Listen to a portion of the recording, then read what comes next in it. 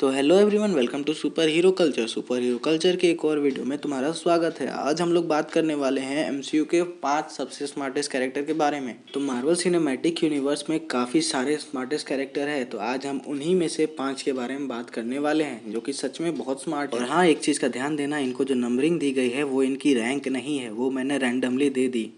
तो चलो सबसे पहले स्मार्टेस्ट कैरेक्टर के बारे में बात करते हैं, वो है सूरी। तो देखो, सूरी वकांडा की रहने वाली है और सबसे अहम बात, ये ब्लैक पैंथर की बहन है। सूरी को सबसे पहले इंट्रोड्यूस करवाया गया था ब्लैक पैंथर की पहली मूवी में, जो कि शायद 2018 में आई थी। और ये काफ़ी बड़ी वाली टेक जीनियस है। ये वकांडन टेक्नोलॉजी को यूज़ करती है, मतलब कि वाइब्रेनियम से ये काफ़ी कुछ बना चुकी है। यहाँ तक कि ब्लैक पैंथर का सूट भी इसी ने ही बनाया। और वकांडा में जितने भी तरह के हथियार हैं जो कि उनके सोल्जर्स इस्तेमाल करते हैं, और जिस भी तरह के गैजेट्स हैं, उन सब को सूरी ने ही बनाया है और डिज़ाइन किया है। तो ये कैरेक्टर सच में काफ़ी ज़्यादा स्मार्ट है, इसे अंडर एस्टिमेट करने की गलती मत करना। और अब तो ये खुद ब्लैक पैंथर भी बन गई है। तुम लोगों ने सही सुना, ब्लैक पैंथर 2 में इसे ही नया ब्लैक पैंथर चुना गया है। और तुम लोग को एक और चीज़ याद होगी, एवेंजर्स इन्फिनिटी वॉर ने इसने विजन के माइंड स्टोन को निकालने का एक तरीका सुझाया। तो सूरी सच में एक टेक जीनियस है। अब बढ़ते हैं हमारे अगले कैरेक्टर की तरफ, जो कि है हैंक पिम। अब अपने ओल्ड वर्जन ऑफ एंटमैन को मैंने यहाँ क्यों रखा, ये तुम्हें बताने की ज़रूरत नहीं है।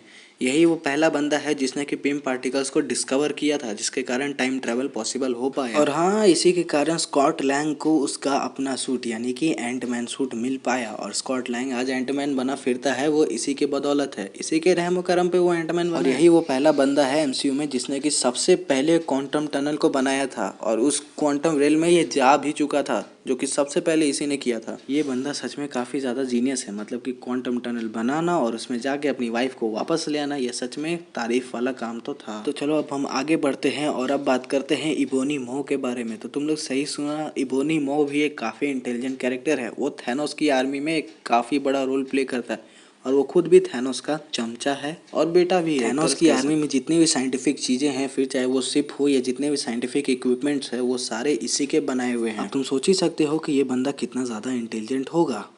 और एवेंजर्स एंड गेम में तो इसी बंदे ने हैंक पिम के पिम पार्टिकल्स को रेप्लिकेट किया था, और इसी ने टाइम ट्रैवल को पॉसिबल किया था थैनोस के लिए। बस कुछ ही मिनट में इसने पिम पार्टिकल्स के डुप्लीकेट वर्जन को बना लिया, और थैनोस उसी के बदौलत टाइम में पीछे आ पाया। तो हम बढ़ते हैं हमारे अगले कैरेक्टर की तरफ, जो कि है Bruce banner, doctor Bruce banner. और इस बंदे की काबिलियत के बारे में बताने की ज़रूरत नहीं है, ये बंदा 7 PhD कर चुका है।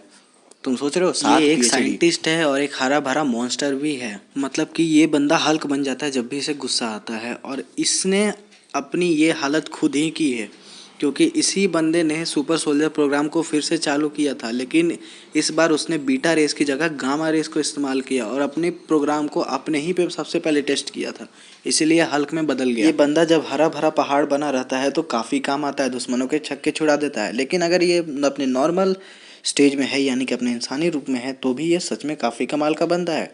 इसी बंदे ने एमसीयू में अल्ट्रॉन और विजन दोनों को बनाने में मदद की थी टोनी स्टार्क की। सोच रहे हो, एमसीयू की 2 सबसे पावरफुल एआई टेक्नोलॉजीज को इसने बनाया है, मतलब कि बनाने में मदद की है। और तो और इसने कई और गैजेट्स भी बनाए हैं टोनी स्टार्क के साथ मिलके, जो कि सच में काफ़ी काबिल तारीफ काम है। तो अब हम बढ़ते हैं हमारे अगले कैरेक्टर की तरफ, जो है टोनी स्टार्क।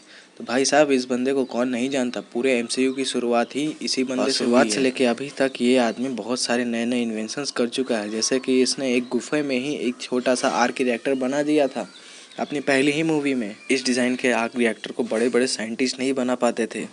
इस बंदे ने अपनी पहली ही मूवी में कई सारे सूट्स बना लिए थे अपने लिए, जिसे पहनकर ये आयरन मैन कहलाता है।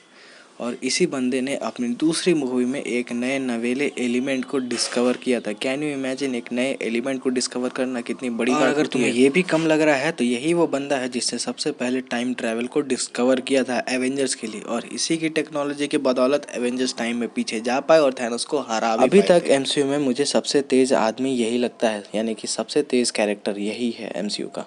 तो चलो वीडियो को यहीं पे ख़त्म करते हैं, तब तक के लिए लाइक करो, शेयर करो, सब्सक्राइब करो मेरे चैनल को प्लीज़ यार।